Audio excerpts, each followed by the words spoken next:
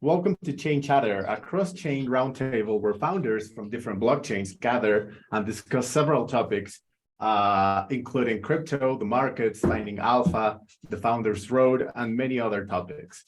All views expressed on Chain Chatter are for informational purposes only, and you should only treat them as you should not treat them as a specific inducement to make a particular investment or follow a particular strategy, but only as an expression of their personal opinion. Welcome, Jason. Welcome, Wojtek. Cal, welcome back. Can you start in less than 2 minutes? Jason, can you tell us a little bit about Sabre Games and Legends at War, please? Absolutely. Okay, 2 minutes on the clock. Again, I am Jason, the Great, Chief Product Officer of Legends at War. Wojtek over here is our CEO and co-founder of Sabre Games and Legends at War. So Sabre Games is the evolution of the oldest video game studio in Latvia. Our team has worked together for many years, developed over 160 games with 20 million downloads. But our pride and joy that we've been working on is Legends at War. It's a massive multiplayer online real-time strategy game, MMORTS, that is cross-platform, so Android, Apple, browser, Mac, PC. And the goal is to create the best MMORTS on-chain that leverages all the blockchain technology and our favorite things about our favorite MMORTSs. So our goal is to get as many users as possible so they have the best experience and they get real digital ownership of their assets. Awesome. That was a very concise intro. Cal, I know you already did this few times, but just tell the audience in less than 1 minute what Leo Finance is about and the Leoverse is about. Yeah. So I'm Cal. I run the Leoverse and the Sooniverse. Leo is all about democratizing finance. So that's, access to finance and knowledge about finance. So obviously this podcast is a great extension of that. What we're about is just basically giving people a portal into Web3, and happy to have you guys here. Awesome. And Wojtek, Jason already told us a little bit about Sabre Games and Legends at War, but can you go a little bit in depth about how does it work to have Sabre Games as the gaming studio and to have Legends at War as the main game that you are developing right now? I know that you are somehow still in beta or having beta tournaments or something like that. Can you tell us a little bit more about that? Yes, of course. So developing such a game is always a mix of two things, which is a passion and hard work. So that brings you to success. As Jason mentioned already, we are proud to have people who work together for more than 10 years, have more than 160 different games developed together with a great success. We spent a lot of time. The game was developed for quite a bit. Everything what you see in the game is handmade by our people. So we don't buy any assets, we don't buy any ready-made components. Everything what you will see in the game is made by us, and we own the IP. And this is very important thing. You are correct, we are in a closed beta. What it means, we always wanted to have a game for people, for players. So the game is ready to go out of beta, but we want to be 100% sure that our community is able to play the game and is able to give us a feedback, what should be improved or what else they would like to see in order for the game to be better. So we went into a kind of the closed beta concept, which means that we invite our partners, different partners like gaming guilds, like other associations of gamers. They can provide some players that are able to test our game for a week period of the tournament. When the tournament ends, people who win the map, they win real prizes. And that's another differentiator of our game. You have fun, you play to have fun, but because otherwise, if we wouldn't have those players, we would have to pay money for testing. We said that we want to share with the community. So instead of paying a lot of money for testing companies, we allow our community to test the game and we share with them those amounts by founding prizes. So whoever wins the season wins some significant prize. We just closed the first beta. It was very successful. So we were oversubscribed. After the closed beta, we did like a check with our community, what they think about the game. I was not happy because they said 10 points at 10 points. So I was counting on some things they will find that 12 out of 10 better whatsoever. Yeah, but it was great.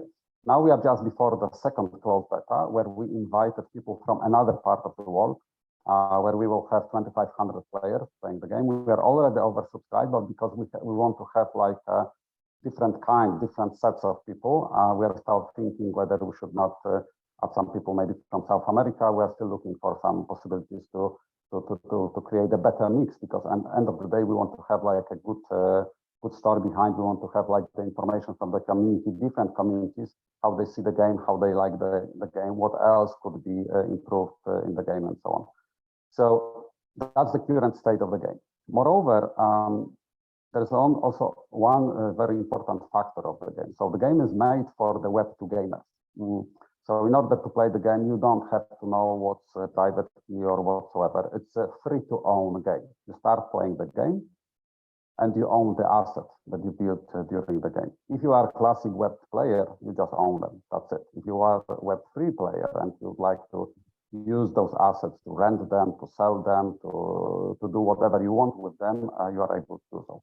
When the season ends, all the players who are selected for the closed beta, they receive a soulband token. So this is a kind of the badge which we give as a proof of participation. Later on, we will be introducing some utility for those badges. So it's worth to play our closed beta. It's not so easy to get into because we have to be referred by some partner of ours, but it's worth to play beta. And as I said, it's free to own. So whatever is in the game that has like a nominal value, but I'm not talking now about the monetary value, but any value. It can be like a village, it can be some building, it can be army, it can be hero, is represented on our own layer 3 blockchain, which is also our backend. And we store on our solution two things. First thing which we store is assets, because it's free to own the game. Second thing is interaction between the assets. So for example, if you improve the skill of the hero, it's interaction for the asset. We store this information on our layer 3 blockchain. If there are two heroes fighting each other, and because of that fight, one, let's say, stored up, second, unfortunately not, this is also a kind of the interaction between the assets, and this is also stored on the blockchain. Awesome. That was a great intro to Legends of War, and also to like for the audience to learn a little bit more about the project per se. And let's just go to the overall topics. And Jason, so usually we have founders from two different dApps come join us, and then Cal and the other two founders discuss some market topics and some cryptocurrency related topics. But the reason we find this episode so special is because as far as I understand it, Wojtek is the head of Sabre Games, and you are the CPO of Legends at War, right? Okay, so will you tell us a little bit about how is it for a founder to having to deal not only with the project itself, which in this case it's Legends at War, but also having like a head or like someone to answer to, which is the gaming studio? How is the relationship? And just tell the audience what's the difference between being a standalone app and being an app that has to like align to a gaming studio? So that's a great question. So essentially, see, we're all in the same house. So Sabre Games developed many games, and Legends of War is our flagship product, but we're of course going to develop more games going forward. But I think it's necessary to create a solid game, because a lot of people enter into an adventure, like Frodo Baggins thinking, I could carry this ring all the way to Mordor, but you can't do it alone. You need a Gandalf the Grey, Gandalf the White, you need a Sam Gadget, you need friends that have been there before, have different skill sets that can see what you can't. So that's why I think it's very, very important to have a very skilled team behind us that have been there before. Our CTO and co-founder of Sabre Games, Leon, he has already worked on a massively successful MMO RTS called 1100 AD. So there's things that on the Legends at War side, we might not even know we're walking right into, but they've already experienced it, gone through those hurdles, and they can now advise us. So it also gives you, instead of say we were just our own DApp and we had 5 guys working as hard as we can to make an alpha that comes out in 2 years. At this stage, we have over 30 developers that are fully dedicated to Legends at War that I say in the middle of the night, oh, I have an idea. For example, this is a perfect example, actually. During our first beta tournament, I definitely want to talk about it more because I was talking to them 24/7. So during our first beta tournament, we, as Wojtek said, we're oversubscribed. We had a great response, and people were always asking, like, Jason the Great, can you join our guild? Can you do this? Can you do that? And one of the things Wojtek talked about is everything's on chain, so we could prove that no one cheated, everyone could audit it. And I wanted to make sure that anyone couldn't say, well, oh, he made an alliance with Jason. Jason knows how to play the game, this. So I didn't fight a single person in our beta. All I fought was a hunter's hut, specifically a bunch of boars, a bunch of wild boars. The first 3 days, my armies were decimated. And that feedback created from the community, we actually changed the behavior of the boars immediately. So I was able to watch, I was able to interact with the players, and I was able to call up our developers and like, listen, guys, I'm getting destroyed. Something's going crazy. Like, I can't beat these boars. And they changed the behavior immediately. And I think it's just perfect. It's a perfect kind of blend of, like Wojtek said, you need passion and hard work. We have both here, and we have people that have the experience to, whatever I'm passionate about. For instance, on our first internal beta, we said, there's a lot of water on our map. Wouldn't it be cool if I was able to fight someone in a ship? Now we're doing, in 2 betas, we're going to have full naval scale battles. So it gives us a lot of firepower that a lot of other projects would not have. We have people that have been there before. We have 30 dedicated people, 24/7. I'll message, a lot of our team is out in Latvia. I'm out in New Jersey. Wojtek's right now in Miami, but out in Poland, we have people in Canada. We're all working 24/7, coming up with ideas, putting them together, and using all of our diverse resources. So in short, I don't see it as a separate entity we have to answer to. I see it as a great point of leverage that there needs to be responsibility and accountability in any project, because we've all seen it in Web3, everyone has the best of intentions, but if you don't have a plan to get there, it'll move just indefinitely out there. This keeps, guide rails, it keeps other people accountable, and you could build something that can really transform the Web3 space. We are the company that never sleeps. That's true. Yes. Yeah, that's one of the advantages of having a worldwide team. Thanks for the insight, Jason. Cal, going through this question as well. So the Leoverse is part. The Leoverse has Leo Finance as the flagship, but you're also you also have DeFi products, and you have a lot of updates coming soon. How do you manage to not neglect any of those smaller projects that are part of the bigger scene? Yeah, I think that's a constant struggle, and what you'll see is at times one thing may get a lot more focused than another thing. What I've really found that works well is separating off the team a little bit. So having a team that's focused on the DeFi stuff, having a team that's focused on the social stuff, and then just kind of overseeing both. And if there is any overlap, then you kind of have them work together. But when you've got all these different things going on, a lot of times they're kind of happening in their own little echo chambers, which is kind of a nice thing as a founder, and having a community that's excited for more updates. It kind of means that, while you're getting updates ready for one thing, there's something else that's already being rolled out because it's been, getting worked on for a while. So there's pros and cons to it.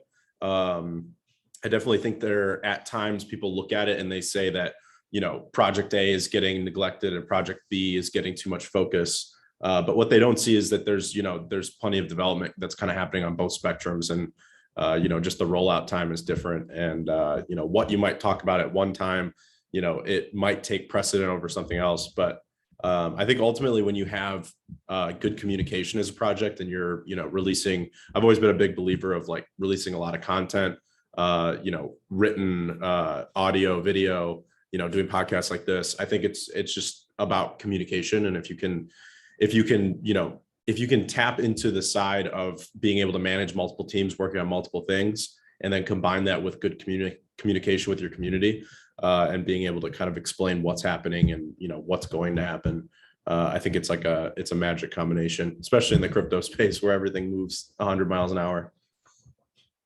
Yeah, and that's exactly why what Jason said is so important, to have transparency and to have communication with the community, so they know things are being developed in the background. Not because they don't see it, it means it's not being worked on.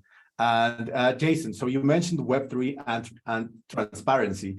So one of the advantages a lot of people give to Web3 building is free speech and autonomy. So to change a little bit the whole topic, talking about Elon Musk and Twitter, and all of this development that he's trying to do to make Twitter become the everything app and to cryptofy Twitter. Is this a threat, or is this an advantage that that blockchain and Web3 can leverage in, or use to get more exposure? For specifically for blockchain, I think it's a great value, because of course we know Elon is a crypto fan. And I do believe that there should be constant open communication, just as Elon said, and that's what Web3 is about. It's about being everyone's voice heard, the democratization of the internet, essentially the democratization of projects. Whereas before, or in Web 2, one person makes the decisions, just like at Twitter, and then everyone else is, they're trying to piece together the pieces to understand what's happening on the back end. I think it's very important that Elon is pushing in this direction, because it aligns with the Web3 initiatives. A community-driven approach where, there's not some power that be that decides, no, you can't hear this, no, you can't see this, or no, your opinion doesn't matter. Now the community really at large, one person, one vote, it's true democratization. So I think it is a great value, particularly as a crypto project owner, because it's going to show, for how long have projects or companies made an incredible profit off the back of their users or their clients, but they didn't care about their clients. And they didn't have to show that. They put up an ad here, it's Christmas season. So they put up an ad, here's a Honda, buy it for your family. We care about you. But they'll lay off 1,000 workers. It doesn't matter to them. But in this way, in Web3 and open communication, you can talk directly with owners of projects. You can know that if I buy this project, I can have a real say in the way it goes, and I can see measurable impacts my communications have with that. And I think it's very important that Elon's up there. Of course, Elon is essentially Iron Man in flesh. I think he's a great person to be at the helm right now. At Twitter, of course, he's figuring it out as he goes, as we all are. Like Cal said, it moves 1,000 miles a minute. But he's a very smart gentleman, and I think it's going to help us a lot. Yeah, Web3 have to leverage Web2 social media platforms to grow their projects. And Twitter being so important and having Elon Musk in the head of that, I think it's going to be very, very positive if we manage to leverage that's social media. So Wojtek, can you tell the audience and the potential founders that are listening to this in the future, what is Sabre Games and Legends at War strategy regarding social media, and how did you build it? Yeah. So as I said before, it's very important to have a very motivated and good team that is taking care about the particular tasks in the company. We are focused on building the game, but building the game means also constant improvement and management of different expectations of our target audience, which is our community. So you can believe or not, but we started with a strong marketing plan, how to attract communities, how to manage communities, and how to listen to communities. And this last part is very important because as you said, it's a free speech. Everybody can provide their own opinions. We have to filter them. We have to understand what's good for that particular person only, or what's good for the whole community. Later on, we will introduce also some voting mechanism. For now, we can manage it by ourselves. So basically, the community and the number of people we have in the marketing department dealing with the community is enough to have it like a discussion and decision-making process just by discussing with the communities. But at the end of the day, we want to give tools to the community to help us a little bit in management of those expectations, and the roadmap will be built together with the community. So First of all, as I said on the beginning of this meeting, I was unhappy that after the first closed beta, we received scoring 10 on 10. Because basically, when someone tells you everything is good, you don't learn anything. You know it's good. You are the founder. I mean, it works like you wanted it to work. The best way to make product better, to make yourself better as the founder and make your organization better, is to listen to those people who see some bottlenecks, who see some fields for improvement. There is no sense going for meetings where everybody are saying to you everything is okay. It's a big sense and it's a big effort to listen to those opinions which maybe are not good for you. Maybe when you hear that you are unsatisfied, you think, no, it's not like this, but this is the real opinion. This is very important, to listen to those opinions and try to improve what you think can be improved based on them. That's all. Awesome. Yeah. And as Jason said, community feedback is incredibly important to just be able to improve and update your project towards what the community wants. So exactly. And Kyle, speaking of centralized entities looking to leverage blockchain and cryptocurrency, central bank digital currencies are already a thing. And even though they contradict some of the foundations of crypto, they came here to stay. Is this a negative thing or a positive thing for the crypto space? And how can we leverage the CBDC's existence as a general crypto industry? Yeah, we've been talking about CBDCs for a long time now. I definitely see them as inevitable. I think like the US dollar, for example, being the world's reserve currency, is going to move to a CBDC. I don't know. I think it'll have kind of a net neutral impact on crypto. I don't think it'll impact what we do that much in terms of using Bitcoin as basically digital gold and tokenization of the whole idea of the tokenization of everything. I think is still going to continue. The way I see CBDCs is that people are going to leverage them the same way that they do today. It's an on-ramp, off-ramp into the real world. And, for example, like you may own a lot of Bitcoin, but spending that Bitcoin in the real world is difficult in most places. So CBDCs are kind of always going to be that on-ramp, off-ramp, in my opinion. But I don't see them as like a threat to crypto because CBDCs are not crypto. They're not, they're not decentralized cryptocurrencies, at least. So the things that they offer are very different than the things that crypto offers. If anything, I actually think it could have a net positive because most people will start to use, you're going to have to start to use CBDCs, right? So I think it'll get people into the technology and it'll get them understanding, how all this stuff kind of works. And then I think from there, it's kind of a jumping off point to realize that you're already kind of seeing it where, your wallet could get frozen or, the government can track every little transaction you do. There's a lot of issues going on with PayPal right now, where if you supported certain, demonstrations and protests, then your PayPal wallet got frozen. And, knowing how the whole industry is kind of moving, I could definitely see that happening with CBDCs where, say your local government doesn't like what you're doing. So they're tracking your wallet and you supported the wrong party or, you supported people that they don't like. And now suddenly your wallet is shut down and, you're being tracked. And I think that's actually just going to shove people toward crypto where that can't happen to you because, there's no Bitcoin miner out there saying, hey, I don't like that you supported this guy, so I'm going to shut your wallet down. So I think, if anything, I think it's net neutral, but if it had to skew positive or negative, I think it's actually a positive for crypto.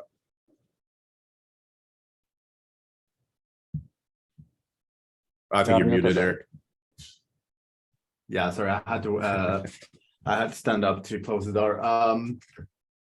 What was I saying? Oh yeah, if normal people knew about the foundations of crypto and not just look at it as, oh yeah, it's just funny internet money, and they actually knew what it stands for and how it can provide the average Joe different options to achieve financial freedom, I think crypto would have been adopted 10 years ago, but we are on an uphill path.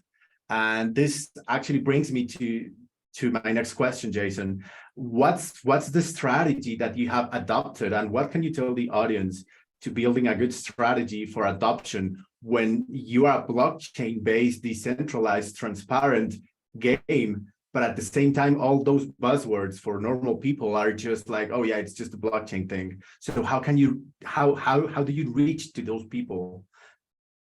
Absolutely. So I think the number one important thing is I was one of those people. So I was scarred early on in my cryptocurrency journey. If my buddy Marco Lorenko is here listening in 2011, he told me to buy Bitcoin or to mine Bitcoin, and I said I don't play Minecraft. And it was, I still think about that conversation daily, and I kept saying like, oh, I don't want to get into crypto because I didn't understand. All I heard was propaganda about, like you said, funny digital internet money. But as I learned use cases and actually the benefits, and especially for gaming. So I'm coming from a gaming background as well, where I love gaming and I love storytelling and yada. And I saw there's a utility that I had not even considered that I think is really, really powerful. And I think it could speak to, like you said, those layman people. And as Wojtek said, we are focusing on Web2 people who might not even know about crypto or might be scared about these buzzwords. So the key is we focus on what a Web2 person would want from the utility. You don't lead with just the buzzwords to the average audience. You don't lead to, oh, decentralized DApp, oh, transparent this, blockchain, they'll tune you out immediately. They hear, non-fungible token, they'll say, I have no idea what that is. I don't want to talk to you. They're concerned that you're going to take advantage of them. But if you talk about the use cases in game, and I think one of the best use cases that I could even imagine, that I remember even being 8 years old wondering about this, because I was a fan of a card game called Yu-Gi-Oh! I don't know if there's any fans out there. Again, RIP to the founder of Yu-Gi-Oh! He went out as a hero this summer, saving someone from drowning. If I just want to bring that up here. But in Yu-Gi-Oh! The first episode, they talk about there are 4 blue eyes white dragons. And Jason, when someone brings them out, you are muted on muted. Discord. Okay, sorry about that. So we're talking about Yu-Gi-Oh! So Discord probably missed some of that. But in Yu-Gi-Oh! The first episode, Yugi breaks out. They have 4 blue eyes white dragons. They say, oh my God, I can't believe you have those blue eyes white dragons. Everyone's floored. Seto Kaiba wins and he rips up one. And you go, oh my God, there's only 3 in existence now. And I was like, wow. And I get Yu-Gi-Oh! Cards. I have a blue eyes white dragon. That's incredible. I can't believe I have 1 of 4. Oh, but my buddy has 2. My other buddy has 7. And you realize, okay, that doesn't exist in the real world. All these things, if I play a video game, card game, any collectible, when I play a video game in Skyrim, I get a legendary sword. Oh, wow, I defeated the main bad guy. I got a legendary sword. So did my friend. So did my friend. And it's mythic, but it's only a matter of time until every single person has it. But in blockchain technology, you can have true rarity. You can prove this is a 1-of-1 item. I won a tournament. I got the real 1-of-1 blue eyes white dragon. And then when I see someone in a game, I'll say, I can't believe that guy has that. That looks cool. It has a cool utility. It has this much benefit. I have a real value to that. I assign a real value to that. It's a social value showing you were good enough to, say, win a tournament or you were lucky enough, however you got it. But I also say, I really want that in the game. And you feel so much better when you achieve it. So that's one of the things in games. When I used to play World of Warcraft, I used to go around and I would be like, okay, I'm going to play a hunter. I want to catch an epic mount. I want to go in. I remember I spent days walking around this desert area to get a white lion. Super cool, except for the fact that everyone else could do that. But if I could get an animal or a mount, or I can get a horse that no one else could get, that's cool. That's really valuable to a gamer. And that's something that blockchain allows. And further, in a lot of these games, and I know a lot of people have played them online, in Web2, people still make money from their accounts. Again, if Blizzard is listening, I do not condone this. In fact, I will stop anyone that I see doing this. But someone would build up their account and they would say, hey man, give me $60, I'll give you my login. You can now have my World of Warcraft player. And they have to do it, find people, maybe they get robbed, whatnot. And this way, if you put 1,000 hours into the game, that's a way to monetize it. If you are, like Wojtek said, hard work and passion. If you are really passionate about it, you built up a character, like we said, we have legendary heroes, you built Joan of Arc, level 20, crazy stats, you can actually get value from that and earn. I think that's something that resonates with the average enthusiast, because they're not hearing, oh, decentralized, someone here. They're not thinking someone could just take away all their money, which is of course not decentralized, but they're not thinking someone could just steal from them, grab their wallet. All they know is they've played games forever. Games will always exist because it's a way to escape. It's a way to have fun. It's a way to connect with people. You can do all that. Worst case scenario, you play your favorite game.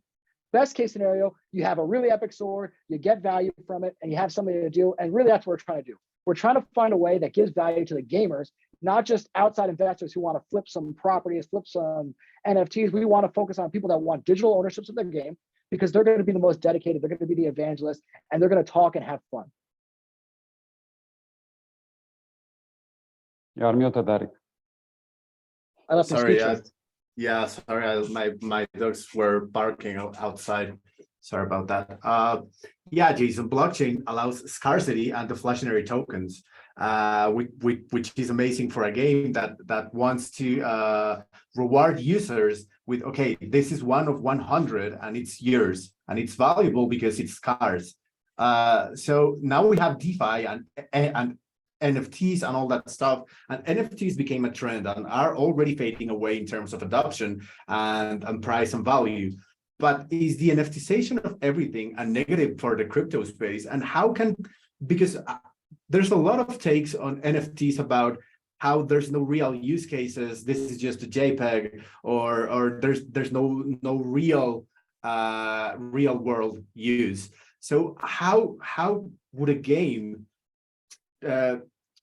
transport the use cases of NFTs in a game to the real world?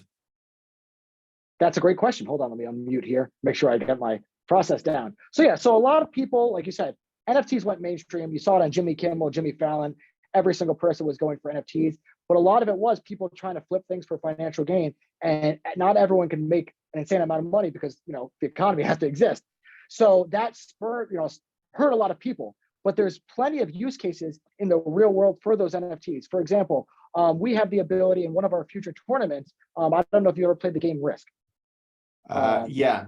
Okay, so you've been hurt before. So we have kind of Europe broken down into 240 different categories. And one great case for an NFT is we have the ability to buy a land digital collectible when you enter that tournament. So when you buy your land, that gives you access to a tournament, and 70% of that purchase goes into a prize pool. So now you say, okay, this is really great. I know there's money in there because I spent money to enter. I can verify that I was in this tournament, that everyone here entered, and I know that if I hold this, I can enter this tournament and I can win money. So it's not just a quick thing like, oh, I'll hold this and maybe I'll stake it, or I'll hold this and maybe I'll flip it for money later. Now it's like, say you played a game and, you know, traditional Web2 game, you're playing it for fun. It's $50 to buy. Okay. Now if you're like, hey, this is a game you and your buddies can play, $50 to buy, but $35 of that is going to a prize pool that you can win back. Now I'm more dedicated in the game, and I know that, okay, I'm going to prove I won. And I think me and my friends could go triple our money in a month. And again, worst case scenario, we just played a crazy game for a month and we had the time of our lives. So, I mean, that's one of the top use cases I think that will help people understand NFTs. I think that's a real use case that's going to show up overall, because there's a lot of problems with counterfeit, whether it's counterfeit tickets, counterfeit XYZ. It's blockchain at its core is transparency. It's a way to look at an open book so no one can cheat. So if you say this is proven, it's here, I know who owned this before you, I know it's here, I know it's real. I think that's incredibly powerful. Nothing will take away, no hype or downturn will take away from that use case. Yeah, it's amazing. And Wojtek, as Jason mentions, DeFi and NFTs brought a lot of opportunities to improve the gaming experience. But it seems like the traditional crypto space, which is centralized exchanges and like the old guard blockchains, it seems like lately a lot of shady information has been going out and shady practices, and we all know that centralized exchanges have a like they have a free pass to do a lot of things with the users' funds. So how do you see the DeFi scene evolving after seeing so many centralized exchanges going down, and you know, all the BlockFi, the Coinbase, the Terra Luna, FTX, like all of these? How does it affect crypto? A lot of people are saying that it's positive. A lot of people are saying it's negative. How do you see it? So first of all, you when you started asking the question, you said traditional crypto, and you mentioned centralized exchanges. So in my opinion, it's not traditional crypto. I mean, the worst thing that may happen to the crypto is this centralization, because what happened, the crypto blown up so quickly that a lot of people came into, and something that should be decentralized from the beginning started to be centralized, right? And now we have the effects of that. So first of all, it doesn't matter what's the situation on the market of crypto, whether Bitcoin goes up, whether Bitcoin goes down, you have to build. So this is very important thing. As the founder, you have to build, you have to be sure that your solution that you are working on has the positive outcome for the community, positive outcome for the target market. It provides something significant that people are going to use it. Turbulences on the market, it doesn't matter whether it's crypto or not. I mean, I don't know if you remember, I remember 2001, the big internet crash, right? I mean, we had a situation like internet companies were going up like crazy. People were becoming billionaires in months or weeks. And what happened in 2001? Everything went down. And a lot of people were saying it's the end of the internet era. And today we have conglomerates, which are the biggest companies worldwide, like Google, Amazon. Those are the internet companies. So why I said why I brought this internet? I mean, sometimes it's like this, that if market is too hot, some technology, some part of the economy or whatsoever is growing too fast, there is a lot of people who try to make money quick on that, right? And they don't care whether someone else loses their money or not. They just want to be rich, and that's it. They are having fun. They don't care, and so on. And it happened to our crypto economy as well. Yes, that's why FTX happened. Probably that's why Terra Luna happened, and many other, let's say, projects. Probably. I hope we will not hear next week another big name going into the same direction, because everything bad what will happen to this economy will just extend the period of time where we'll have to wait to another green light and reborn on some interesting projects. So this is nothing new that was expected. Some of those things would not happen if there would be like the Wild West in crypto.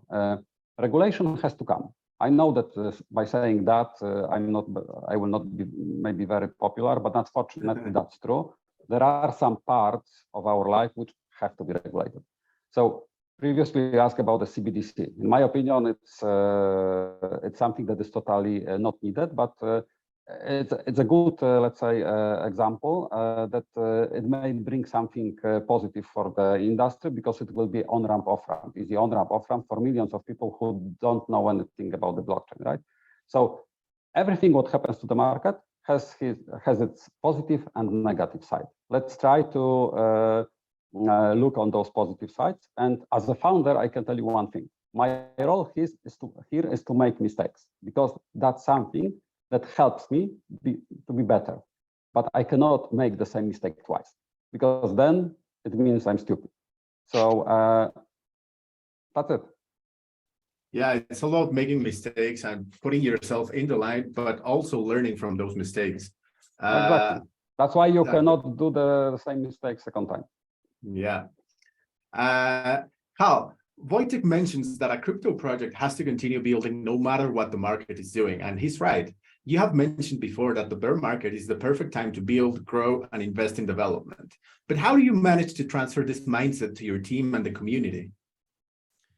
Yeah, it's definitely tough. A lot of people, one thing you'll notice in crypto, especially with, let's say, projects that are, like play to earn or, blog to earn, basically the projects where you're actually like doing something, some sort of activity, and you can look at, like, say, daily active users. Those are a lot easier to look at than something like, Bitcoin, where, yeah, you can look at active wallets, but it's a lot harder to see like what real person activity looks like. One thing you'll notice is that a lot of people kind of come and go. During the bull market, you see a huge spike in activity. You see a lot of people jumping in. You see a lot of interest. In the bear market, you see a lot of people leaving. You see a lot of people that get inactive. And they basically, you kind of have like this whole population of people that will leave during the bear market and then resurface suddenly when the prices start going back up.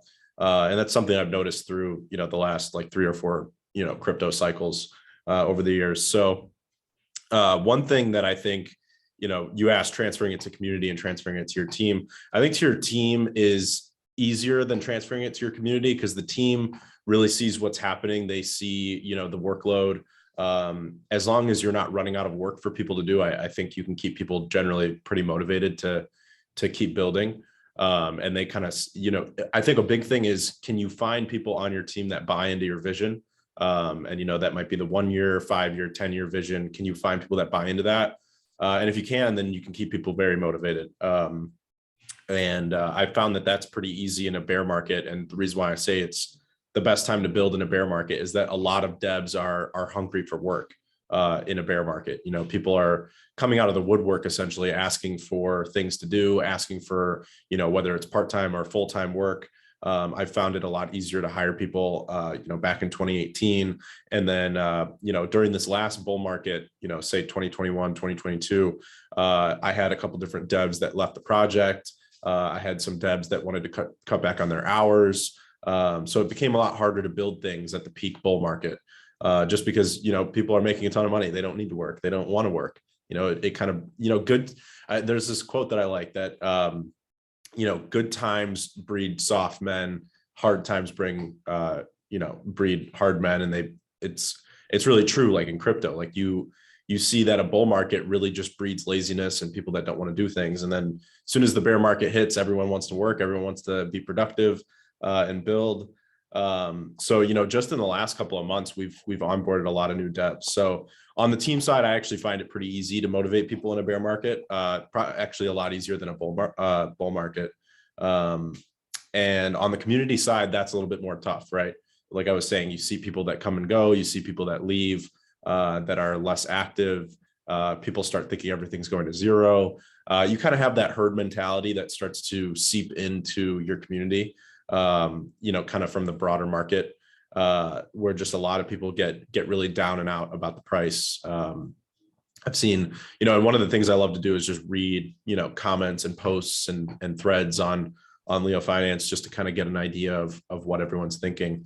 And I've kind of seen that slow and steady decline of people who are excited about crypto. But at the same time, I kind of know that it starts to come back when the price starts to come back. So it's kind of it's a nuanced thing, right? Like there's plenty of people that are here to stay. They know, you know, they've been through the cycles. They know what it's like to be down and out, and they know what it's like to be on top of the world. So I think the key is kind of cultivating that core community that, you know, isn't going to leave when the price is, you know, the price could be 1 cent or it could be $100, and those core people will not leave. They're here. I think that those people are here for more than just money. They're here because they've bought into the vision too. So I would say in a bear market, focus on that core community. You know, if you can add one person per day to your core community, then that's a great thing. You know, play hand-to-hand combat. And then when you're in the bull market, that's kind of when you're going to get the floodgates will open up, and you know, you'll find some new core community members for sure. But you're gonna be able to leverage kind of, you know, having a wider audience to pull from. Yeah, when you have needs to fulfill, bringing your A game, it's easy. But when you have everything covered, people tend to fall into a comfort zone. And just like Carl mentions, Jason, building during the bulls is hard because people don't want to work. They are comfortable and there's no need and no drive to push themselves. You are launching during one of the longest bear markets so far. So what was the strategy to pick the right people? Because I imagine it has been a different experience than launching during the bulls. So how did you build a funds and a dry runway? And what makes you wake up in the morning and stay focused in those goals, even if you look at your crypto portfolio and it's down 20%? So that's a great question. Jason, unmute yourself from Discord before. There we go. See, that's why it's important to have Wojtek here. Wojtek guides me. So also what Wojtek said is, you know, there's always going to be valleys and hills. And if you're building something important that matters to you, it doesn't matter what's happening on the outside. That's noise, because you know it's going to go back up and you know you'll be ready when it's there. If you're always chasing that crest, if you're always saying, oh, I want to work when it's at the top, then you're just going to always crash and burn. You're always going to get close, crash and burn, close, crash and burn. So one of the very, very important things is our marketing team has worked together for over 8 years. Our development team worked together for over 10 years. These are people that you didn't meet 3 months ago, 2 months ago, 1 month ago, and you're all chasing a gold rush. It's not 1849 or it's not the dot-com bubble. Like Wojtek said, you know, that this has happened before. It happens with any new hot industry. People go crazy. There's a lot of speculation. A lot of people jump in, and then it's going to burst. But as you see, it doesn't disappear. The internet's still here, as again, Wojtek said very, very, very well. So during this time, it is the things that are valuable that are going to be built. And I like to think about it in ecological terms. So for instance, when you're having a forest, when a forest is building up, and if there's not routine fires, it'll build up eventually, a lot of dead wood will collect on the ground. And if a fire happens, it'll destroy the whole forest. But it's very important that when you're a growing forest, that there's routine maintenance, that there's some brush fires, so on and so forth. That'll clear out all the debris, all the projects that are dead, all the projects that aren't there for the right reason. And now all the projects that actually have a strong foundation will be able to grow. So I actually think it is a good thing, because before it was very easy to get attention, very easy to make noise. And a lot of people were screaming, but not saying anything. And that's what hurt our industry. So it was very difficult if you were a significant, like a really good project, if you had a strong foundation, you wanted to do it the correct way.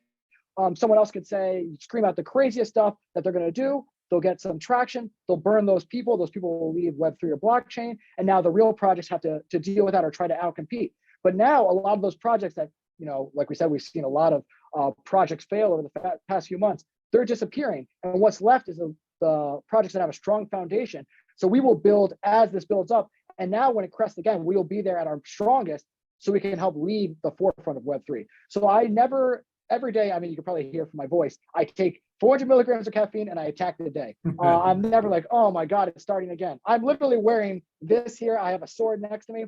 It's fun talking to people. And from the classic corporate background, people aren't here just for a job. People are in the community and they want to see you successful. So it helps a lot when you have people you've never met before around the world saying, we're so happy with you. We wish you success. We're here. We're telling our friends.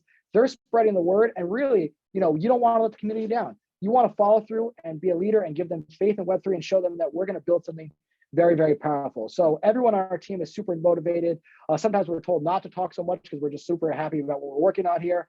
I'll call them and like, oh, I had this idea, so on and so forth. There's more ideas than ever coming in right now. And I think it's almost inconsequential that the bear market's happening. And that's why we're also doing our beta test so we can earn the trust and value from the players. So as Wojtek said, November 2nd, November 9th, we only opened it to 500 people. We were oversubscribed.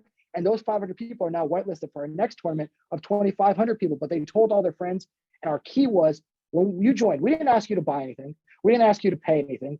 All we asked was that you were honest with us. So when you finished the game, you got a form that said, what did you like?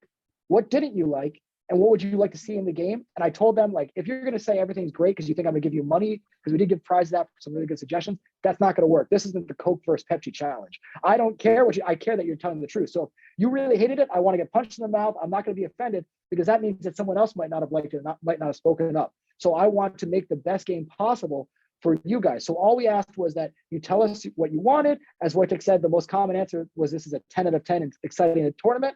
And now for our next tournament, we're going to show them exactly what they said and how we implemented those changes. So each beta tournament is not the same game. It's an updated version of the game. It's playable right now. We could go live, but we don't know necessarily what certain people want. For example, 46% of people wanted to see more animal play. That might be because I fought the boars and I'm the boar king. But we hear back from this community so much, and each one, they're going to say, okay, I didn't like this mechanic, and other people said it. Wow, they fixed it and they added something even better. And I think that's important, especially during this bear market, to show that we're people of our word and we're building a strong foundation, because our goal is not to just spike, really quickly take money and leave. Our goal is to be the best on-chain MMORTS possible. Yeah, and as you say, I think one of the best team members are those that used to be normal community members, people who are already staked in the project and believe in it. And they want to build the vision on top of the money incentive. So Wojtek, projects are falling like flies right now. And for those who have a strong foundation, this means opportunity time. You mentioned that you have more than 10 years experience as an entrepreneur. What made you go down this line and start generating a change while working for yourself instead of for someone else? And what can you tell the audience to encourage them to follow the entrepreneur path? So a very good question. So it doesn't matter whether you work for someone or whether you work for yourself. The question is how you work. I mean, it's all about the quality of your work, which derives from the quality of life you want to have. So when you work for someone, it means that basically someone else will get benefits in the best case scenario, or will just lose in the worst case scenario from the fact what's your quality of work and what's the expected quality of life you want to have. But also there are other things related to it, like, for example, risk factors. There's nothing wrong in working for someone. I'm just saying that if you work well, if you have this passion in you, if you know what you want to achieve, and if you know what you want to do, you probably are also a very good entrepreneur. As that entrepreneur, you have, of course, higher risk, because if you will fail, then you will fail, you will have no money, you will have to start over and so on, but you will gain a lot of experience. If you work for someone, it means that someone covers that part. So someone, let's say, receives this experience from your potential failure. But as I said, it's nothing wrong to be the employee. Some people, they just have different passions. They treat work as a way to have money, to be able to cover the bills, and it's okay. I mean, we founders, we entrepreneurs, we owners of the companies, we need such people. We need devoted people who want to work for us and want to create something together, something significant. It's our role as founders, as entrepreneurs, to create for them a work environment where they feel also as a part of the bigger thing. Because if they will feel like a just employee, they will leave. It's like what Hal said, it's very important to motivate people, to make them feeling they are part of the something that you are building as a founder. And it doesn't matter whether market is bearish, whether market is bullish, whether projects fall or not. I mean, as the entrepreneur, as the founder, you have to constantly improve yourself, your ability to react quickly to the changes which are on the market. Because change is the only constant, I would say, right? I mean, you can have a great team, you can have a great product, and someone close to you can develop something similar, take over your people or take over your market or whatever else. Being founder means working almost 24 hours per day, quote unquote. You have to be open to everything. You have to listen to your competition. You have to listen to the people who are happy from your product. You have to listen to those who are unhappy. You have to try to have this ability and skills to perceive and to understand in which direction market can go. So it's a very tough job. It's a very tough job. Being entrepreneur, being founder, it's a tough job. But there is a lot you can earn if you do it well. And most important thing, and that's why I'm a happy person, that I'm really thankful for that, is if you do what you like and you have money from it. Because then you don't treat work as a work. You treat it as a way of your life. Yeah, that's just plain amazing. And Carl, Wojtek mentions experience and how working for someone else, when you're working for someone else, you can rely on their experience and decision making. But when you're an entrepreneur, you rely only on yourself and perhaps some advisors. You've been an entrepreneur since a young age. So what can you advise potential entrepreneurs listening regarding advisors, picking the right people, how to detect and accept your own weaknesses, and surrounding yourself with people that add value? Yeah, like Wojtek was just saying, it's, the thing about life is that the only thing that is constant is change. So I think a big thing is just being open to change, being adaptable, be willing to evolve. I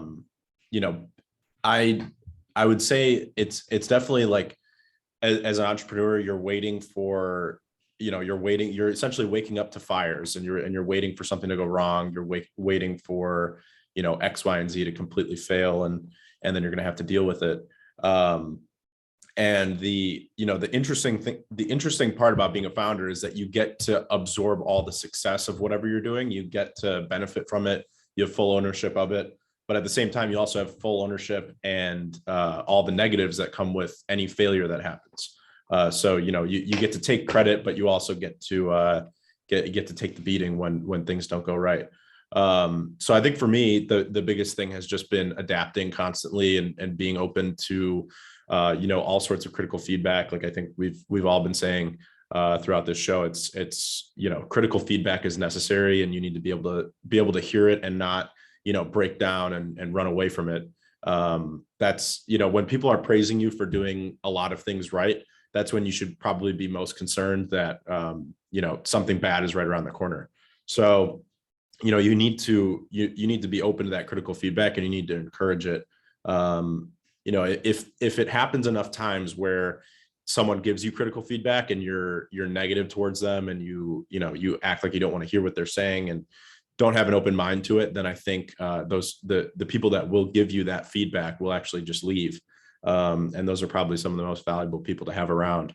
So I'd say what I've learned most over the years has been just to listen to that feedback, constantly reiterate, always be kind of questioning myself and questioning what we're doing.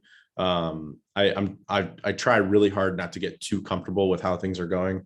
You know, like I said, at the peak bull market, we all felt like we were, you know, rich, going to the moon. You know, nothing could go wrong. The masses were coming to crypto, and I think that was the time to be the most worried. I think in 2018, I bought into I think that was my third big crypto cycle, was 2018. And you know, I still made the mistake of feeling like during the 17 bull run, just feeling on top of the world, feeling like nothing could go wrong. And then in 2018, I felt the pain of, you know, crypto going down 99%. You know, a lot of people leaving, all sorts of stuff that I was working on at the time. And it taught me that final time taught me the lesson that I carried into this bull market, which was take a lot of profits at the peak bull market. And when everyone is saying that everything is perfect, the masses are coming, you know, we're all getting rich, everything's going to the moon. That's when I got the most concerned. That's when I got the most conservative. And, you know, I talked about it a lot of times, but built a really big runway for Leo Finance to keep building, just because I kind of knew, I adapted to what happened before. And I knew that, you know, right around the corner was something that nobody was predicting. So yeah, I think the biggest lesson that I've carried over the years has just been to adapt to whatever's happening. Yeah, and change will always keep coming. There's I don't know the actual phrase, but there's something about change is always permanent or something like that. Change is always constant. Yeah. Constant. Yeah. You just have to adopt it. You have to adopt the change, and that's it. Wake up in the morning, go to the bathroom, look into the mirror, and tell yourself, today I will try to be a better version of myself. Exactly. I just embrace the change. Yeah. It's great life advice. Exactly. Jason, Carl speaks about full ownership not being for everyone. And that's not a bad thing. It's actually there are actually a lot of different types of passion. Not everyone wants to be a founder, but some people want to be involved or working in crypto projects. So can you share some insights for people who want to be involved in crypto projects, but they are not interested in founding their own dApp or project? How can they approach, like, let's just say you or another founder or another CEO? How can people start working in crypto without having to found their own project? Absolutely. So I think it's the same as with any other industry. So the biggest mistake people say is they're like, oh, I have a great idea, I need to jump in, I deserve a chance here. But treat it like anything else. Prove it with your actions. Prove that you want to do it with your actions. So learn everything you can in the field you want to enter into. Show it. If you can't tell me, if you come up, I have the greatest idea for a video game, I want to enter video games. Everyone has an idea. Everyone's had the idea for Amazon. Everyone's had the idea for drones. I can tell you right now, I have an idea for a flying car. You'll say, how do I make it? I say, I don't know. But when that comes out in 50 years, I can't be the one that said that was my idea. You have to show that you're willing to put in the work to figure it out, and that you're willing to put in the hard stuff. So it's not just a fun, exciting, wow, we're in crypto, we're making a video game.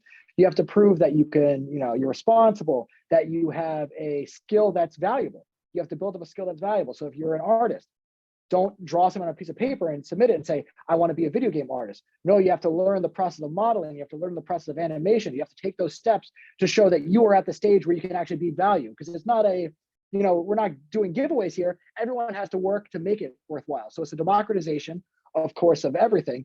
But that means that it's not just a founder or not just these people. If you want to be a member of the company, you have to add real value to push it forward. So I would say that whatever field you want to be in, if you want to be on the financial side, if you want to be on the social media side, if you want to be on the animation side, game development side, whatever side, contract side, the first thing to do is develop your skill set. So before you reach out and say, I want a job, develop your skill set. So if someone says, okay, what are you going to do for me? You have that answer. Well, I've done this, this, and this. Here's my resume. Here's how I can add value to your organization. So again, so you should show out, I am able to do here, here, and here. So you can immediately get plugged in, because if someone hears, well, what can you do? Well, I don't know, you tell me. It's not going to work well with any industry. So the most important thing is adding value to yourself. Like Wojtek said, every morning when you look in the mirror, say, how can I be a better version of myself? So if I want to be a smart contract developer, how can I get better at that? If I want to be a game developer, if I want to be a social media marketer, how can I get better at that? And it's not going to be glamorous at first. It never is.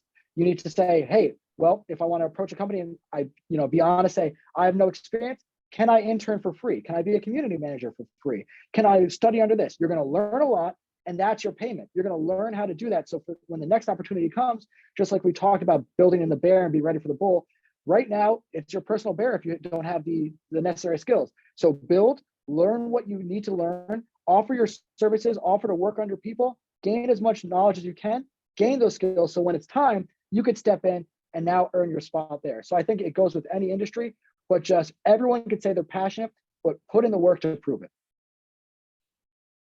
Yeah. And I was actually I have been working for crypto projects for a number of years, and I have found that the best team members are those that do not want money but want to build, but they just don't know how to, or they just want to be part of something bigger, and put in their efforts into building something that is already there. Wojtek, Jason already gave us the perspective of working for a crypto company and how can people approach a founder to work there. But on the other hand, we have the founder's point of view. And this is something I already asked before, but it's a very interesting question. Crypto gave 16-year-olds the funds to start companies, the tools to start a company without any real world knowledge. And like, for example, you have 18-year-olds with $20 million that want to start something, but they just don't have the traditional 50-year-old CEO experience, or they didn't really build their way up. So is this a good thing? And how can founders like you influence all these young founders that are driven? They have a lot of passion, but they might not know all the intricacies of founding a project or founding a company. So there is the sentence that longer you learn, you realize how stupid you are. So basically, it doesn't matter whether you are 20 years old, 30 years old, 40 years old, there's always a space for improvement. The point is that, first of all, you have to have this ability to learn from others. Myself, I love spending time with people who are smarter than me, who have more experience, more knowledge, because even by discussing with them about anything, even about private stuff, you learn a lot. And that's the first thing. Secondly, people who have experience, they are very happy to share that. And usually you don't have to pay that. So that's my few cents to those young entrepreneurs. If you want the advice, for sure there are people who are good enough and experienced enough to give you that advice. Carl mentioned before that one of the very important thing is to have those advisors and the ability to learn from them, right? I mean, there is no one person who knows everything. And sometimes the smartest person in the room does the biggest mistake. And it's nothing wrong. You just have to realize what you can do, what you cannot do, and you have to try to find out whether there are some people around you which are experienced enough to help you. And that's my biggest advice. Additionally, why we are going to conferences, those meetups, to some evening meetups also as well, because those are the places where you can meet people similar to you. Also young founders or also experienced people, someone who has knowledge to share, someone who is looking for this knowledge. And this is the way how people can interact and can get this common knowledge, can interact with others, can ask some people, can you be my advisor? Can you help me? What do you think about this? That's my point of view. That's how I see the path of my project. Can you help me with that? And you need to have the ability of listening to people. I mean, this is the biggest skill the founder can have, the ability to listen to others. Doesn't matter whether they are saying you are good or you are bad. It's your decision what you do with the knowledge you will receive from those people, right? But you have to have this ability to listen and learn from them. And that's it.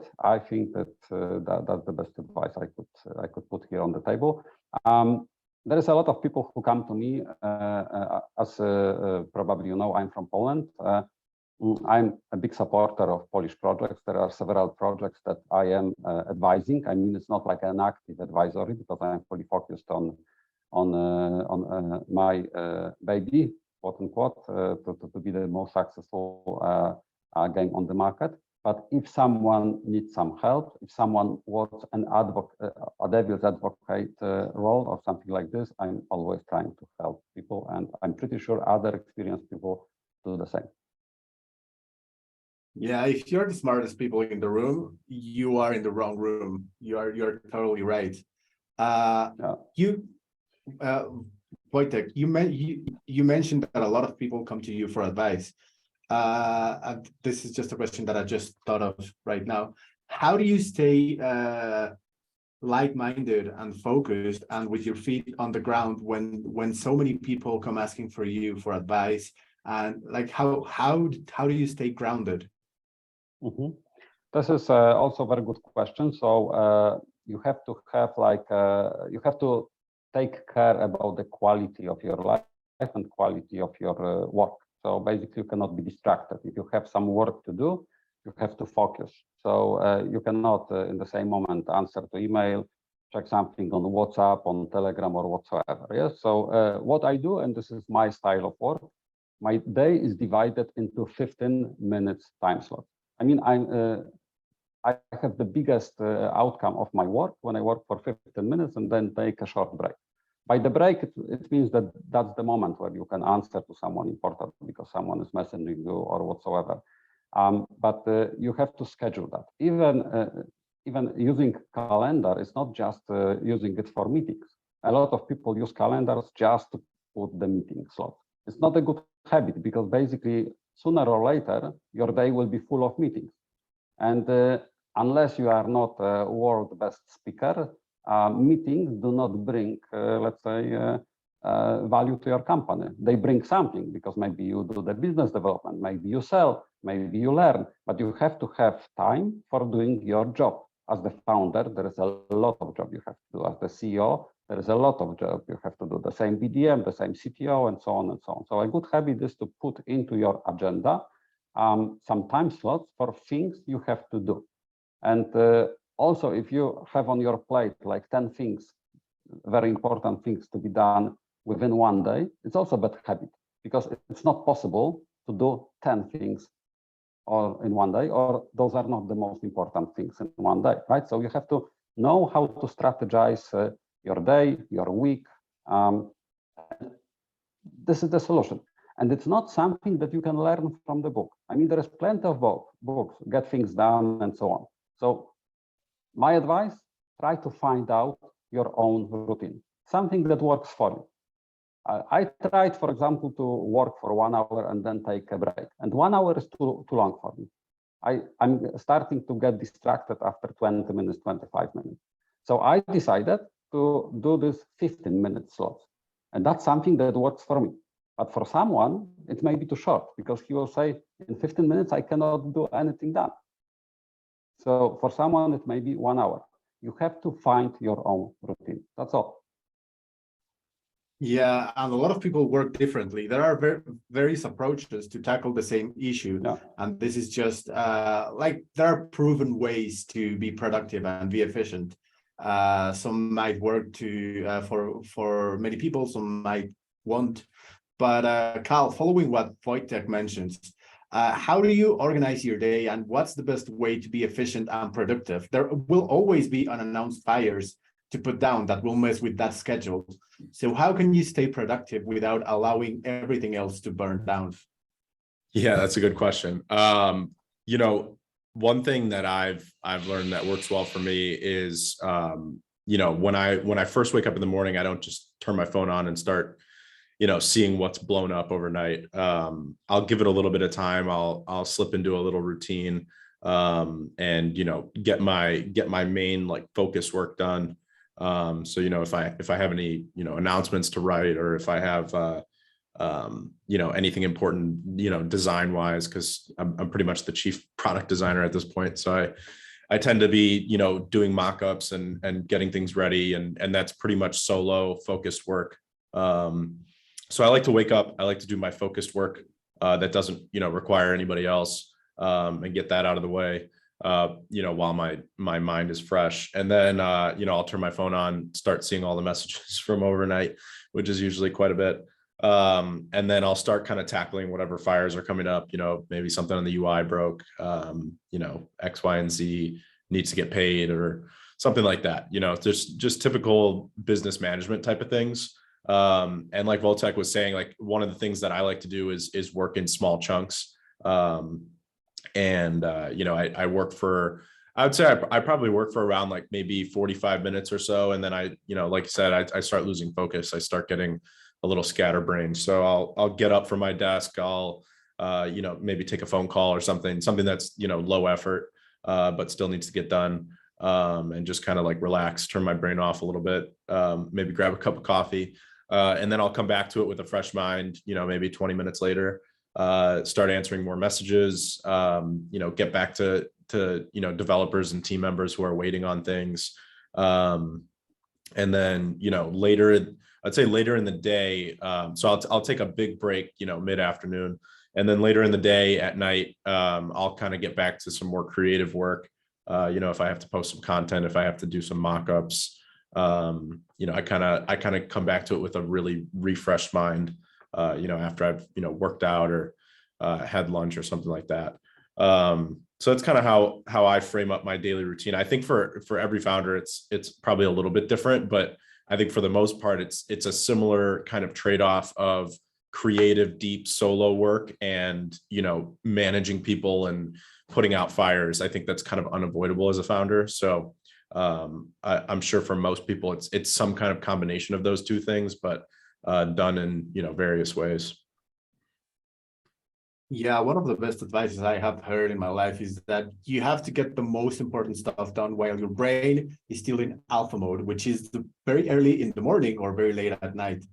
But sometimes you depend on your team, and having a team from everywhere in the world can get in the way of efficiency. So, Jason, how do you deal with a diverse team with diverse backgrounds, cultural differences, and from different time zones? How do you make efficiency be a top priority when you're dealing with a team from pretty much everywhere? You're muted, Jason. Oh, I just said something very, very impressive. No one heard it. Just trust me. So it's a great question again. So I think first I'll touch the cultural differences. I think it actually makes us much stronger, also much funnier, because I called myself Rigatoni when we first started, because I thought that was a very good pun. Our office in Riga. If you are a Latvian speaker, you probably are offended by what I just said, because it's a very funny clashing. I won't go into it right now, but I think it's very, very cool because one, it's something interesting to connect about. Just this morning we had a call. We said good morning. Annette, our project manager, said, "Haha, I love hearing good morning. It makes me feel fresh, like the day starting again." We really enjoy working together from different areas, so we can all learn so much about each other, and we all have different views on maybe the same topic. So that I think makes anything stronger. I think no matter, even if you're all in the same geographic location, you want people that think differently or from different backgrounds always to blend together. It always makes it strongest, because you don't know what your blind sides are, or you might be too biased towards one thing. So I think that's great, but it always is a issue with time zones. Sometimes I'll have calls with someone from China or India or Bangladesh, and then there's a call with someone from the UK, the call with someone from California. So really, it's about planning ahead. You can't rely on, oh, I want to talk to the developers. It's 1 p.m. my time, I'll call them, because it might be 8 p.m. their time or 1 a.m. their time. So it's about getting into that schedule where you say, hey guys, we need to connect every day at this time. It's going to be my morning, your afternoon. So I want the recap of the day from your side at 9 a.m. my side, so I can work together, and then vice versa. So then they know the next day, oh, here's what happened here, here, here. And it's a dance you have to learn, especially as you get more and more people involved. You have to learn how to dance together, and it takes work, it takes effort, and it takes planning. And sometimes in the beginning, it's going to feel like pulling teeth, but you can't really grow if everyone's just growing in random directions. Because just like you said, it's difficult to manage a team where everyone's at different time zones, and to every person, their time zone is the most important. Obviously, that's what their life is built around. So you can't be a successful company if I'm saying, no matter what, we are talking at 2 p.m. my time because it's the best, because that could be 2 a.m. everyone else's time. And even if they show up to the call, one, they're not going to want to stick with me. And two, they're not going to be doing their best. So you have to find times you can all agree on and block those out indefinitely or as needed so you can work ahead. And then you have to find the cadence, because you're going to be talking about the day ahead. They're going to talk about the day behind, and you have to know that language. So I think that's the most important part, just understanding where everyone is and being respectful of other people's times. For example, like I'll learn about so many different holidays every day. It'll be 4th of July here. Our team in Latvia doesn't know about it, or it'll be Thanksgiving in Montreal. I didn't know Montreal or Canada had a October Thanksgiving, or we'll find out it's a name day here, or it's this. And it's interesting. You get to learn about other cultures. You have to respect them, and you get to be a closer team for it. So I think really the hurdle is the time zone, but the cultural differences are a great strength for us. Yeah, and I think one of the trickiest things to manage is to run a worldwide project and keep in mind that not everyone is familiar with a term or with a holiday or with a mindset. So yeah, Wojtek, you mentioned the internet crash in 2001 and that you went through it, and you also mentioned change. Most of the people who are the current crypto audience or potential founders were probably born after 2001. So what's your strategy for successfully adapting to constant change? And how do you stay updated and as a top talent that can tackle any issue, no matter how new in the industry it may be? That's a very, let's say, a long question, and there is a lot of things that may be answered to them. So first of all, like people say, you have to know your stuff, right? I mean, you have to know the market you are in. You have to understand how it works, because otherwise you will have no time to listen to that market. I mean, if you will go to any single website about the crypto news, you will realize how many new posts are going there daily. If you can imagine that there is probably 10, 20 sites like this, which should be monitored because they may be important, it means that if you don't know what is important, what is less important, you would spend like half a day just reading news, which would bring you nowhere. So from my perspective, what is very important, first of all, I don't have TV at my house. I believe this is like a total waste of time, because you are just listening to someone's opinions, not the facts. So first thing, buy facts. I mean, try to understand, even if there is a news, try to understand what happened. Because if you will understand what happened, not just what someone wrote in the news, then you will be smarter and you will have your own opinion. And this is very important to, let's say, learn from something, but have own opinion. Secondly, believe your team. I mean, you have to create a team for every organization. The biggest challenge for the founder and the biggest task for the founder is to create your team, someone that will help you. There is no one-man army. I mean, those times are gone. You have to have your soulmates. You have to have your people that you trust, that you rely on. Someone responsible for marketing, someone responsible for business development, someone responsible for product development, for even for higher management. I mean, we spend a lot of time discussing here what's the difference, what's better to be employee or to be founder or whatever. If you are a founder and you want to have the best employee, sooner or later, you will have HR management. You can do it by yourself. You can have the staff for doing that. You can even call it differently. But honestly, it's HR management. What is HR management? Is the way how you make all of those people that work for you happier, not just more rich or having money, but happier, putting their name and being proud of putting their name on your project. That's very important. So what I do, I always care whether people that are just under me, whether they are the right people, whether they are motivated, whether whether they are on the right place even. Because sometimes you hire the person, this person does something for you, and you realize that he's a good person, but this is not a good task for him, or this is not a good place for him. That's the role of the founder. You have to have this ability to sit with this person and tell him, look, you are a great person, but this is not a job for you.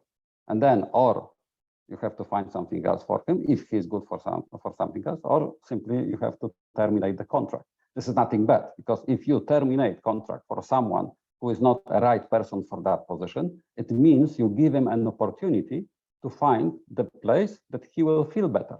Because if he's not good at what he's doing, it's not like just me or you as the founder, we are unhappy. He is unhappy as well, because people feel that. People feel that they don't fit to the place.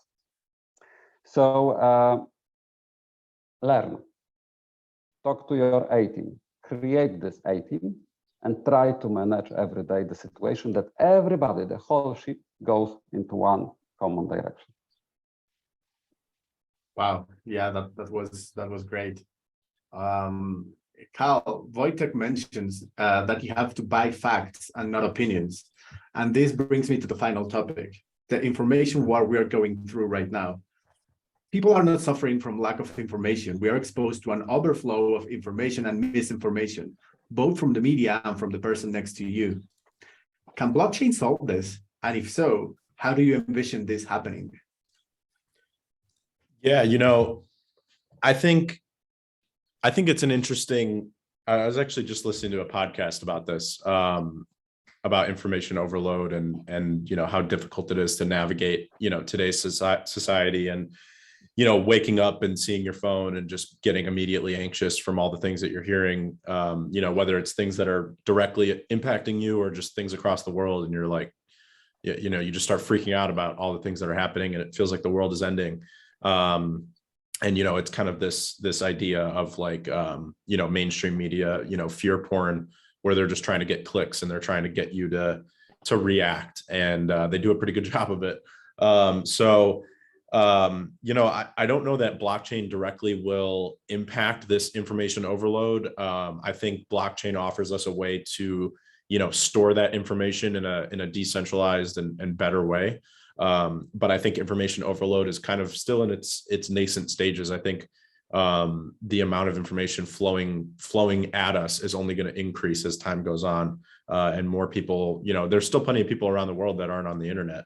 So the internet's only growing. This information superhighway is called that for a reason. And today we have as a normal person walking around with a smartphone and internet access. I and all of us here listening to this have more information at our fingertips than the president of the biggest country in the world just 50 to 100 years ago. So our brains are not evolved to handle all of this information. So going back to something that I think Wojtek said really well was, you need to have a routine in your life. You need to have something that you can kind of focus on a daily basis. And I think if you just kind of sit around, it's kind of like being proactive versus being reactive. If you're proactive, it means that you have a routine that you follow. It means that there's something important in your life that you're chasing after.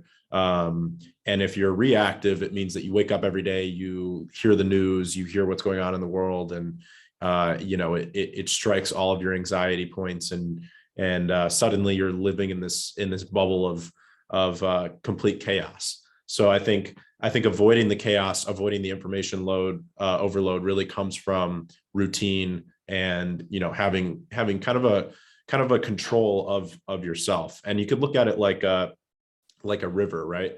If you let a river flow with no curves in it, with nothing kind of guiding it, then it's just going to overwhelm. But you could otherwise guide it. You can have different checkpoints where say you split it off into a smaller stream, and if you can kind of do that in your own life with all this information that's flowing at you, and kind of give yourself ways to just get away from it. Find a time during the day where you just shut your phone off and and go to the gym or go walk outside and just not for a second, just don't be connected to the rest of the world. Because being connected is an amazing thing. It lets us do, this podcast, which wouldn't have been possible 10 years ago even.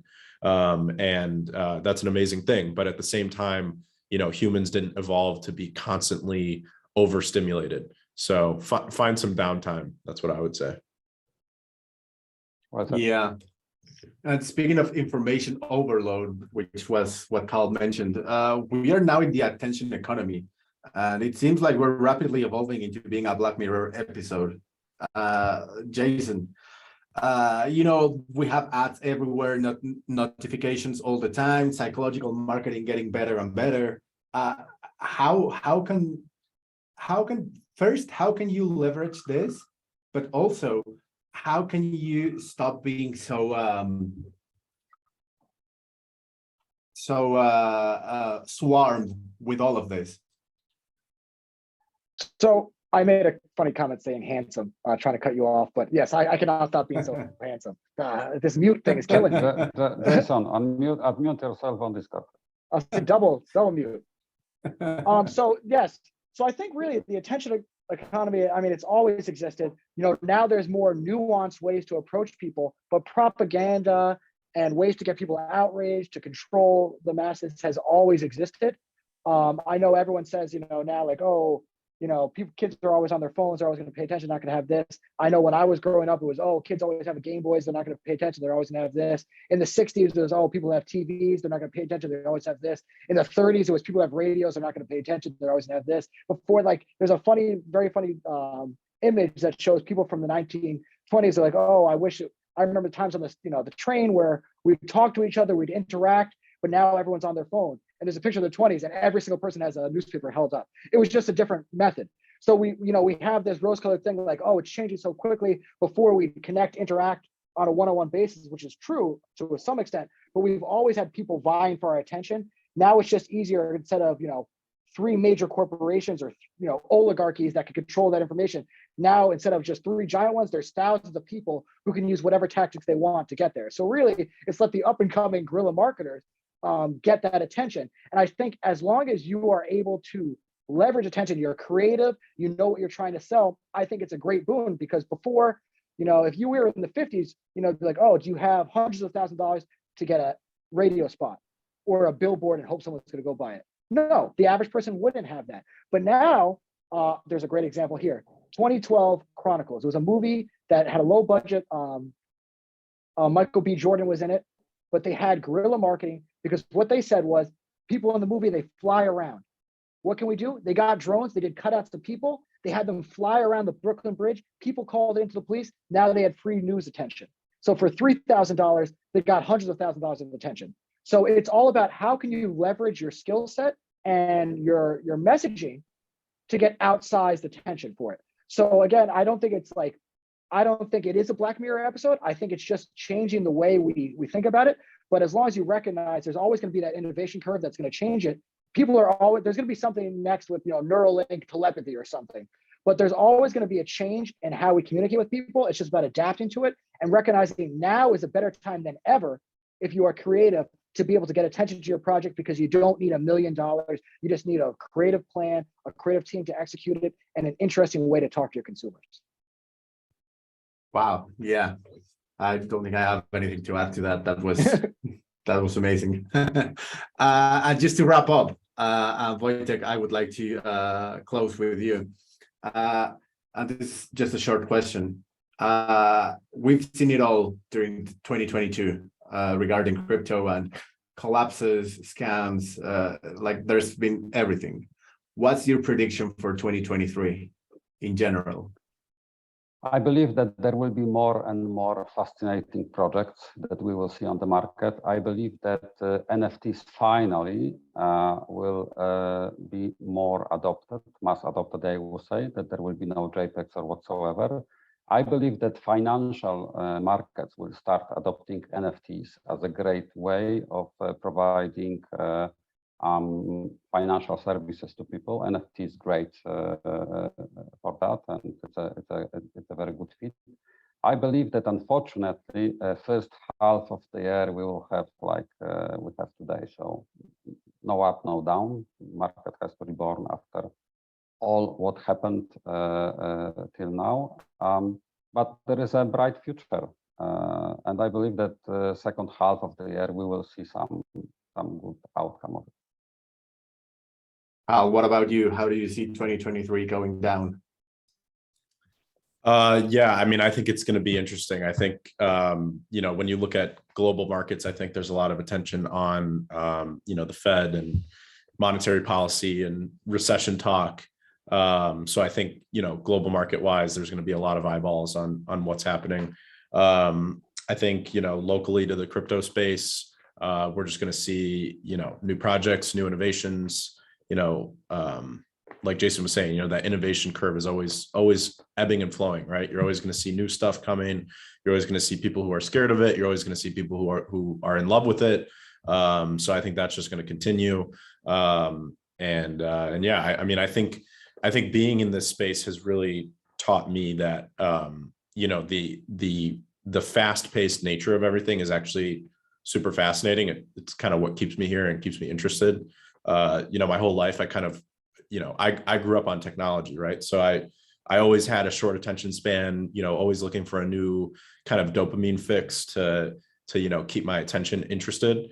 And I think crypto has kind of become that ultimate thing where the industry is changing so fast that you know, I never get bored of what's happening here. Yeah. Jason, what about you? But first, we want to see the sword.